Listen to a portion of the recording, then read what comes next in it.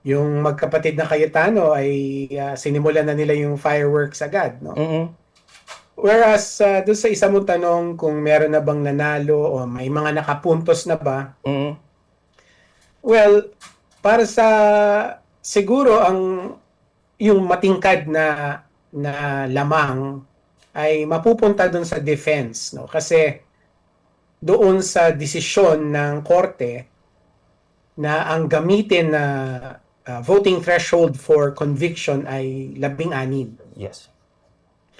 Kasi yung ruling na yon ay pabor. Pabor kay Vice President Duterte kasi mahirap abutin yung voting threshold na yon, yung 16. No? So, kung yan ang pagbabatayan ng impeachment court para magkaroon ng conviction ay masasabi natin malabo na. Malabo na magkakaroon ng conviction dahil ang hirap abutin ng 16 na yon. Yes. No?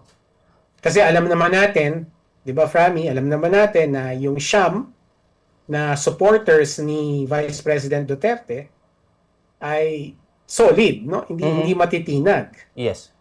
Now, kahit lahat 'yon ay makulong, sabihin na natin for the sake of argument, lahat sila ay makulong, 15 pa rin ang kaya lang maabot ng boto na conviction. At hindi pa rin ito aabot dun sa 16. So, kung meron tayong masasabi na panalo kahapon ay yun, yung ruling na yon at ang nanalo doon ay yung defense. Yes. And attorney, bilang isa po nga political analyst, constitutional law expert, marami po kasi mga debate, lalo po yung mga framers din po natin, mga legal luminaries, higil nga po sa threshold po ng two-thirds vote dahil binabanggit na ang two-thirds po ba equivalent po sa 16? Kasi di naman po binabanggit na 16 agad-agad kung sabat sinabi na po ng Constitution pa na 16 sa 24 ang threshold po natin. Paano po yung mga na may mga kaso, hindi po nag-attend, wala po doon sa ano, that's constitute pa rin po ba sa all members?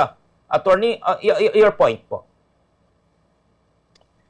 Ayun na nga, no? Yun ang constitutional debate dito, Frami, no? Na paano ba natin bibilangin yung two-thirds of all members?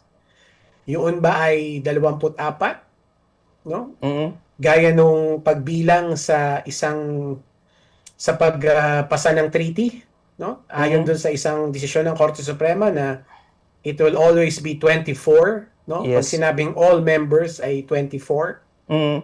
Or is it all members ang ibig sabihin ba ay kung Mm-hmm. sino ay yung present during the impeachment trial, no?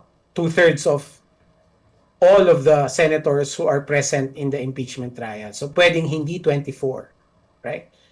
Yan ay constitutional debate Mm-hmm. bago kahapon. No? Kahapon, na-settle na yon ng Okay. impeachment court. Ang sinabi na ng impeachment court, two-thirds of all members means two-thirds of 24, which means 16 ang voting threshold.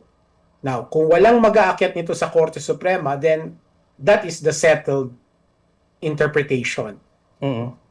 Kumbaga, Korte Suprema na lang ang makakapagbago nun, but for that to happen, kailangan umakyat ito sa Korte Suprema. Yes. Hanggat hindi ito inaakyat sa Korte Suprema, ang prevailing interpretation ay yung sinabi ng impeachment court kahapon, which is 16 ang voting threshold for conviction. And attorney, kahapon din po, bago po yung pagsimula po ng impeachment trial, ay nagkaroon po ng botohan at nga pong Senate President Sherwin Gatchalian ay hahalili naman po para po dito sa presiding officer at yan po ay pinagbotohan po nila. Ito nga pong si Senator Judge Chis Escudero bilang presiding officer na yan po ay tinutulan mismo nito pong magkapatid po na Cayetano and of course the minority bloc. Meron po bang null and void po ba or tama lang po ba ang desisyon na ano po ba dahil binabanggit po ng itong or tama po ba ito pong binabanggit po nitong si Senator Alan Peter Cayetano na nasa konstitusyon na ang dapat mo mag-preside ay ang Senate President. Attorney?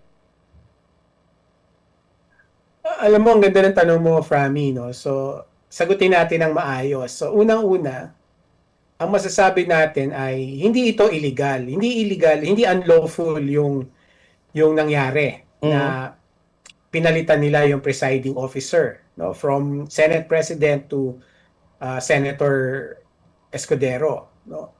Kasi hindi naman nakasaad sa saligang batas kung sino nga ba dapat ang presiding officer, maliban na lang kung ang impeached officer ay President? impeached